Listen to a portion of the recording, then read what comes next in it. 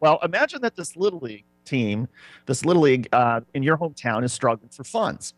And they simply have not been able to bring in enough money to support the teams through advertisers, through naming the teams after different businesses around town. They simply cannot bring in enough money. So they have a fundraiser. They have a sort of a traditional, I don't know, bake sale fundraiser, whatever it is, and they don't really raise more than a couple $100. But what they really need is they need a couple $1,000. So now imagine they decide, well, what could we give away as part of a raffle that in our particular community might be popular? Well, in the town of Atwood, Hammond, Illinois, they settled on a raffle for an assault weapon, an AR-15, military style assault weapon, exactly the kind that Adam Lanza used in Newtown, Connecticut to kill all those kids in first grade and the principal and a teacher.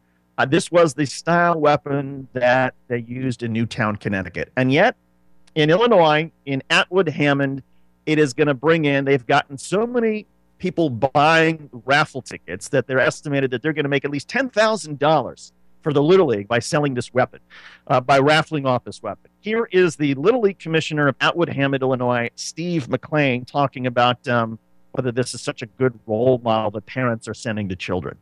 The bad influence is not parenting. I'm not afraid to leave at the house with a loaded gun there at the house. That may sound crazy to a lot of people, but the thing is, my kids have all been taught exactly how to handle a gun. They know they're not a toy.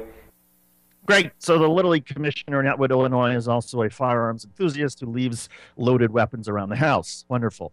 The bigger question, though, is it should we be associating assault weapons with something like Little League baseball, or are the values of Little League baseball and sports for kids so important that we should just sort of figure out how to fund them regardless of what we have to do to fund them? To this, and I turn to somebody whose opinion I value on all sorts of things, and he and I have not talked about this, so I have no idea what he's going to say.